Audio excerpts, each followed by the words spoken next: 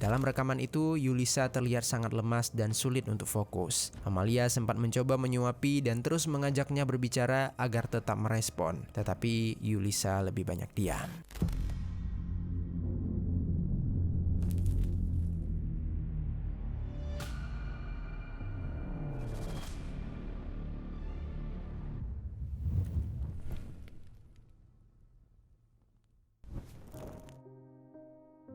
Halo pendengar kisah, selamat datang kembali di channel ini, tempat di mana kami akan membahas kisah-kisah kriminal nyata yang terjadi di seluruh dunia. Kami berharap semoga kalian semua dalam keadaan sehat walafiat dan dijauhkan dari mara bahaya. Hari ini kita akan membahas sebuah kasus yang terjadi di negara Kolombia pada bulan Mei 2026. Di sebuah kota di negara tersebut ada sebuah klinik kecantikan yang aktif menawarkan operasi plastik melalui media sosial. Dari luar tempat itu terlihat seperti klinik pada umumnya, namun semuanya berubah ketika seorang perempuan dilaporkan hilang setelah datang ke klinik itu. Tak lama kemudian klinik tersebut mendadak tutup. Saat polisi melakukan penggeledahan, mereka tidak menemukan korban yang sedang dicari. Sebaliknya, mereka menemukan perempuan lain yang masih terbaring dalam kondisi yang sangat mengenaskan. Penemuan itu membuka dugaan yang jauh lebih mengerikan dari sekedar kasus orang hilang. Lalu, apa yang sebenarnya terjadi?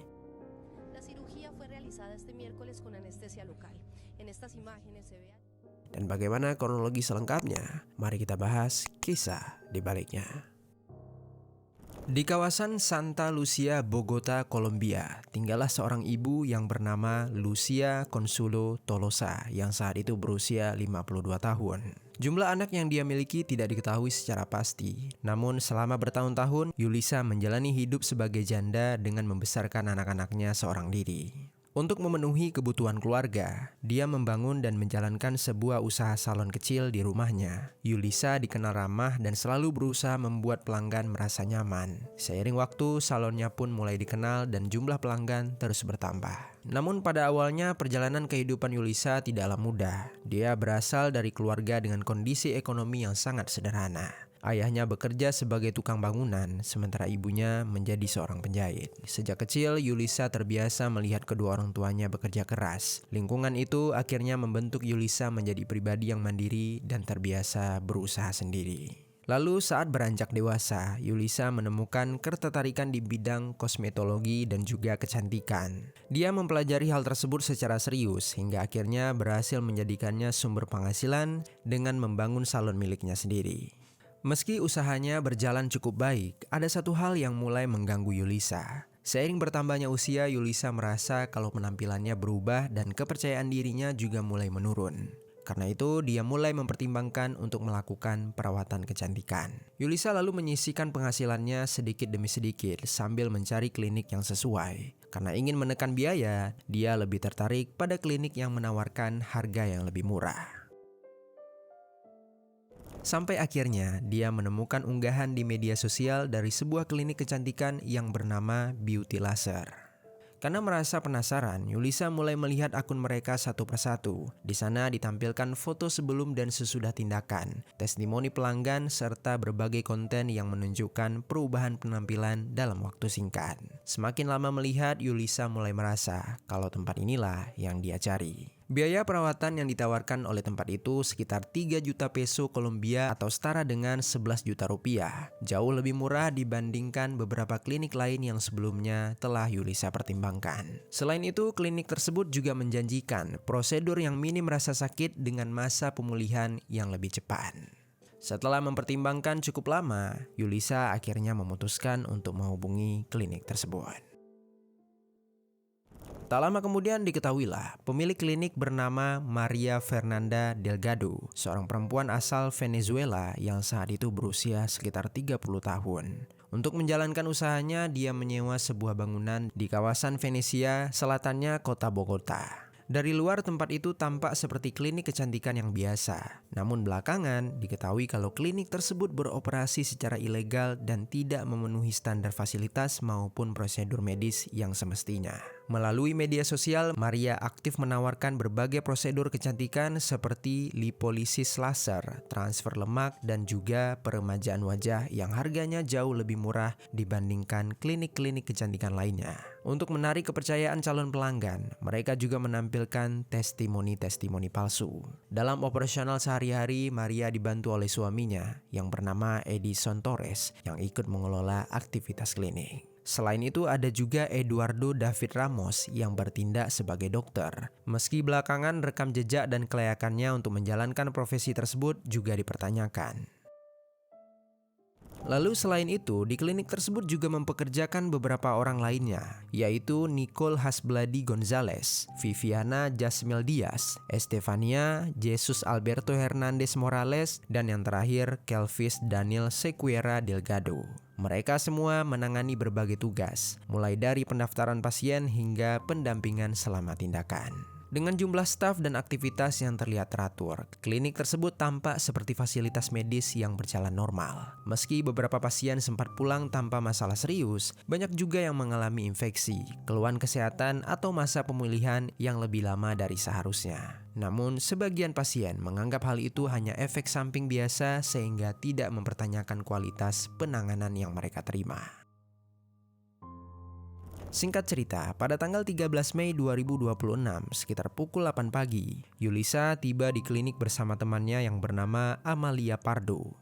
Hari itu dia datang untuk menjalani prosedur lipolisis laser dengan harapan dapat mengurangi lemak tubuhnya tanpa harus menjalani operasi yang besar. Setibanya di lokasi, mereka langsung menuju ke meja pendaftaran. Estefania menyambut mereka dan membantu proses administrasi sebelum tindakan dimulai. Seperti pasien pada umumnya, Yulisa diminta mengisi data dan menandatangani surat persetujuan. Namun, ada satu bagian yang menarik perhatian. Dalam surat tersebut tertulis bahwa pihak klinik tidak bertanggung jawab apabila terjadi komplikasi dan hal yang tidak diinginkan selama maupun setelah prosedur berlangsung. Yulisa sempat membaca bagian itu, tetapi pada akhirnya dia tetap menandatangani dokumen tersebut. Berlanjut setelah administrasi selesai, Amalia memutuskan pulang lebih dulu dan berjanji akan kembali menjemput Yulisa setelah tindakan selesai. Yulisa kemudian dipersilakan untuk masuk ke ruang tindakan. Namun begitu masuk, dia mulai merasa ada hal-hal aneh di sana. Ruangan itu tidak terlihat seperti ruangan tindakan medis yang dia bayangkan. Belum lama berada di dalam, Eduardo langsung memintanya berbaring tanpa melakukan pemeriksaan awal. Yulisa sempat bertanya apakah tidak ada pemeriksaan terlebih dahulu untuk memastikan kondisinya aman untuk menjalani prosedur tersebut. Namun pertanyaan itu tidak ditanggapi serius. Eduardo hanya mengatakan kalau prosedur seperti ini sudah sering mereka lakukan tanpa perlu pemeriksaan tambahan. Di titik itulah Yulisa mulai merasa ragu. Meski belum pernah menjalani prosedur kecantikan sebelumnya, dia merasa seorang dokter seharusnya mengetahui kondisi pasien sebelum tindakan dimulai. Akhirnya, sebelum dioperasi, Yulisa mengambil ponselnya lalu menghubungi keluarganya. Dalam pesan itu, dia mengatakan kalau dia mulai menyesal datang ke klinik tersebut karena merasa tempat itu tidak membuatnya yakin. Tetapi karena pembayaran sudah dilakukan, dia merasa tidak punya pilihan selain tetap melanjutkan. Belum sempat keluarganya membalas, Yulisa sudah menyimpan kembali ponselnya lalu berbaring di tempat tidur operasi. Di dalam ruangan saat itu, terdapat Eduardo yang bertindak sebagai dokter, Nicole sebagai asisten, dan juga Viviana yang bertugas memberikan anestesi. Viviana memberikan anestesi lokal kepada Yulisa. Karena bukan anestesi total, Yulisa tidak sepenuhnya tertidur. Dia masih sadar, masih bisa merasakan kondisi tubuhnya dan mendengar percakapan-percakapan yang terjadi di ruangan. Setelah anestesi diberikan, Eduardo mulai melakukan prosedur menggunakan kanul untuk menjangkau lapisan lemak di bawah kulit. Lalu dia juga menggunakan energi laser sebagai bagian dari proses lipolisis. Belakangan diketahui bahwa tindakan tersebut dilakukan dengan pengetahuan yang sangat terbatas dan alat yang digunakan juga tidak disterilkan terlebih dahulu. Tak lama kemudian Yulisa mulai mengeluh. Dia mengatakan tangannya terasa begitu sakit dan bertanya apakah semuanya berjalan normal. Eduardo lalu menjawab sensasi seperti itu biasa terjadi selama tindakan dan dia meminta Yulisa untuk tetap tenang. Namun beberapa saat setelahnya, Yulisa mulai mengeluh tubuhnya terasa begitu dingin. Keluhan itu membuat suasana di ruangan berubah. Nicole dan Viviana sempat saling menatap karena mulai merasa ada sesuatu yang salah. Tak lama kemudian, Yulisa mulai terengah-engah dan mengaku kesulitan bernafas. Melihat kondisi tersebut, Eduardo meminta Viviana memberikan tambahan anestesi agar Yulisa bisa lebih tenang. Viviana sempat mengingatkan bahwa dosis sebelumnya sudah cukup tinggi, namun Eduardo tetap meminta anestesi tambahan untuk diberikan. Menurut keterangan yang muncul kemudian, Eduardo bahkan sempat menatap Viviana dengan tekanan seolah memaksanya untuk melanjutkan. Viviana pun akhirnya memberikan anestesi tambahan. Dan tak lama setelah itu, kondisi Yulisa semakin memburuk. Nafasnya menjadi berat, tubuhnya dipenuhi keringat, wajahnya mulai pucat dan dia tampak semakin lemah. Menyadari situasi mulai di luar kendali, Eduardo terlihat begitu panik. Dia mempercepat prosedur lalu menghentikannya lebih cepat dari yang direncanakan. Setelah prosedur dihentikan, Eduardo meminta Jesus dan Kelvis memindahkan Yulisa dari ruangan operasi ke kamar inap. Setelah meninggalkan ruangan, Eduardo memberi instruksi kepada seluruh stafnya. Jika nanti ada keluarga Yulisa yang datang menanyakan kondisi Yulisa, mereka harus mengatakan kalau pasien masih menjalani masa pemulihan dan belum diperbolehkan pulang. Padahal di balik keputusan itu, Eduardo khawatir keluarga akan membawa Yulisa ke rumah sakit dan kondisi sebenarnya akan diketahui. Berlanjut sekitar pukul 3 sore, Amalia kembali ke klinik untuk menjemput temannya Yulisa. Dia mengira prosedur temannya itu sudah selesai. Namun setibanya di sana, Estefania menjelaskan kalau Yulisa masih harus menjalani masa pemulihan sehingga belum diperbolehkan pulang. Amalia lalu bertanya di mana keberadaan Yulisa. Estefania menunjukkan sebuah kamar inap dan mengatakan kalau Yulisa sedang beristirahat. Amalia pun langsung menuju ke ruangan tersebut. Begitu pintu dibuka, dia langsung merasa ada sesuatu yang tidak beres. Yulisa terlihat berbaring lemas di atas tempat tidur. Dia sempat menoleh tetapi terlihat linglung dan kesulitan memahami keadaan sekitarnya.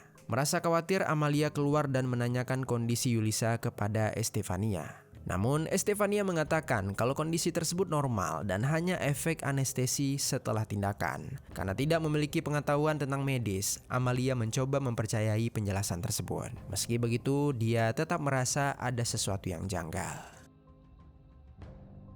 Saat kembali masuk ke dalam kamar, Amalia merekam video singkat menggunakan ponselnya. Dalam rekaman itu, Yulisa terlihat sangat lemas dan sulit untuk fokus. Amalia sempat mencoba menyuapi dan terus mengajaknya berbicara agar tetap merespon. Tetapi Yulisa lebih banyak diam. Tak lama kemudian, pihak klinik meminta Amalia untuk keluar agar Yulisa bisa beristirahat. Sebelum pergi, Amalia mengatakan kalau dia akan kembali lagi untuk menjemput temannya tersebut. Namun setelah Amalia meninggalkan klinik, tidak ada penanganan lanjutan yang diberikan kepada Yulisa. Dia tidak diberi makan, tidak dipasang infus dan kondisinya terus menurun. Hingga sekitar pukul 7 malam, tubuh Yulisa mulai terasa dingin dan mengalami kejang. Dalam situasi itu, Eduardo tidak memanggil ambulan maupun membawa Yulisa ke rumah sakit. Beberapa menit kemudian, Yulisa pun akhirnya dinyatakan meninggal dunia. Setelah menyadari hal itu, Eduardo segera menghubungi Maria dan Edinson untuk memberitahu apa yang terjadi. Mendengar kabar tersebut, Edinson langsung berangkat menuju klinik. Sambil menunggu kedatangannya, Eduardo meminta Kelvis dan Jesus membungkus jasad Yulisa menggunakan spray. Berlanjut beberapa waktu kemudian, Edinson tiba di klinik menggunakan mobil miliknya. Setelah berbicara singkat dengan Eduardo, mereka mulai memindahkan jasad Yulisa. Bersama-sama mereka membawa jasad itu keluar lalu memasukkannya ke dalam mobil. Setelah itu, Edinson langsung meninggalkan klinik. Lalu, di waktu yang hampir bersamaan, Amalia kembali ke klinik itu untuk memastikan kondisi temannya, Yulisa. Namun, sesampainya dia di sana, pihak klinik justru mengatakan kalau Yulisa sudah pulang lebih dulu. Jawaban tersebut membuat Amalia bingung. Dengan nada yang sedikit marah, dia mempertanyakan bagaimana mungkin Yulisa pulang sendiri, padahal beberapa jam sebelumnya dia melihat Yulisa masih terbaring lemah dan sulit untuk diajak berbicara. Meski sempat berdebat, Amalia akhirnya meninggalkan klinik dan pergi ke rumah Yulisa untuk memastikan apakah temannya itu benar-benar sudah pulang. Beberapa waktu kemudian, hari berganti menjadi tanggal 14 Mei 2026. Sekitar pukul 1:51 dini hari, mobil yang dibawa oleh Edinson melintasi gerbang tol Andes. Perjalanan berlanjut meninggalkan kota Bogota menuju jalur yang semakin sepi. Lalu sekitar pukul 2:14 dini hari, kendaraan itu kembali terekam melewati gerbang tol El Romble sebelum akhirnya berhenti di wilayah Cundinamarca yang berada cukup jauh dari wilayah kota. Di lokasi itu, Edinson dan Eduardo menurunkan jasad Yulisa lalu meninggalkannya di pinggir jalan dekat area semak-semak. Setelah itu, keduanya langsung segera pergi. Kemudian di sisi lain, setelah Amalia datang ke rumah Yulisa, dia tidak menemukan temannya di sana. Saat itulah keluarga mulai menceritakan kalau sebelum operasi dilakukan, Yulisa sempat mengirim pesan yang berisi penyesalan karena datang ke klinik itu dan merasa kalau dia tidak yakin dengan tempat tersebut. Setelah pesan itu dikirim, tidak ada kabar lagi dari Yulisa. Keluarga mencoba menghubunginya berkali-kali, puluhan panggilan dan pesan dikirim, tetapi tak ada satupun yang dibalas. Karena merasa ada sesuatu yang tidak beres, di tanggal 14 Mei 2026 tersebut, keluarga akhirnya melaporkan hilangnya Yulisa kepada pihak kepolisian dan menunjukkan pesan terakhir yang sempat dia kirim. Setelah menerima laporan, polisi langsung mendatangi klinik yang bernama Beauty Laser. Namun saat mereka tiba di sana, klinik tersebut ternyata sudah kosong. Kondisi itu membuat polisi curiga, sehingga mereka melakukan penggeledahan. Di dalam klinik, polisi menemukan sejumlah dokumen, termasuk formulir pendaftaran atas nama Yulisa. Temuan itu memperkuat dugaan kalau Yulisa memang sempat berada di sana. Penyelidikan kemudian dilanjutkan bersama tim forensik. Saat memeriksa kondisi klinik, mereka menemukan alat medis yang kotor, peralatan yang tidak layak digunakan, serta fasilitas yang dinilai tidak memenuhi standar untuk menjalankan suatu prosedur medis. Lalu tim juga menduga ruangan tindakan baru saja dibersihkan beberapa jam sebelumnya dan spray di ruangan tersebut juga telah diganti. Polisi kemudian memeriksa setiap ruangan hingga akhirnya mereka menemukan sebuah ruangan yang terkunci. Karena tidak ada akses masuk ke sana, polisi mendobrak pintu tersebut. Begitu pintu terbuka, mereka menemukan seorang perempuan lain yang masih terbaring di atas kasur dalam kondisi lemas tanpa pengawasan maupun penanganan medis. Tim forensik menduga perempuan tersebut juga baru saja menjalani prosedur kecantikan. Dia kemudian segera dibawa ke rumah sakit untuk mendapatkan penanganan. Dari penemuan itu, polisi mulai menduga kalau klinik tersebut beroperasi tanpa izin yang sesuai. Mereka lalu memeriksa data perizinan. Hasilnya menunjukkan kalau klinik Beauty Laser tidak memiliki izin untuk melakukan operasi maupun prosedur kecantikan seperti yang mereka tawarkan kepada pasien-pasien. Dari proses identifikasi, polisi menemukan kalau klinik tersebut dimiliki oleh Maria Fernanda Delgado. Setelah mengetahui siapa pemiliknya, penyidik memeriksa rekaman CCTV di sekitaran lokasi untuk menyusun kronologi kejadian. Dari rekaman tanggal 13 Mei 2026, terlihat Yulisa masuk ke klinik sekitar pukul 8 pagi. Lalu sekitar pukul 3 sore, Amalia juga terlihat kembali datang untuk mengecek kondisi temannya. Namun perhatian penyidik tertuju pada rekaman malam hari sekitar pukul 7 malam. Pada waktu yang hampir bersamaan, Amalia juga kembali datang ke lokasi tersebut. Yang membuat polisi semakin curiga, mereka tidak menemukan rekaman yang menunjukkan kalau Yulisa pernah keluar dari klinik. Dari situ muncul dugaan kalau benda yang dibawa menggunakan spray tersebut adalah tubuh Yulisa. Polisi kemudian mencatat nomor kendaraan yang terlihat dan mereka memeriksa siapa pemiliknya. Ternyata mobil itu terdaftar atas nama Edinson yang diketahui merupakan suami dari Maria, pemilik klinik. Penyidik lalu mengikuti pergerakan kendaraan tersebut dan menemukan titik pemberhentian di wilayah Cundinamarca. Di waktu yang hampir bersamaan, polisi juga menerima laporan warga mengenai penemuan jasad seorang perempuan di pinggir jalan di wilayah yang sama. Sesampainya di sana, mereka langsung melihat jasad seorang perempuan yang diduga sebagai Yulisa. Meski begitu, identifikasi tetap dilakukan menggunakan sidik jari dan juga data implan gigi. Beberapa waktu kemudian, tim forensik mengonfirmasi kalau jasad tersebut memanglah Yulisa. Setelah identitas korban dipastikan, polisi memperluas pencarian terhadap pemilik dan para pekerja dari klinik Beauty Laser. Di tengah penyelidikan sedang berproses, tiba-tiba Nicole, Viviana, dan juga Estefania yang merupakan pekerja di klinik tersebut datang kepada pihak kepolisian untuk memberikan keterangan. Mereka memutuskan bekerja sama dengan penyidik dan menceritakan kejadian yang sebenarnya karena mereka takut ikut terlibat secara hukum.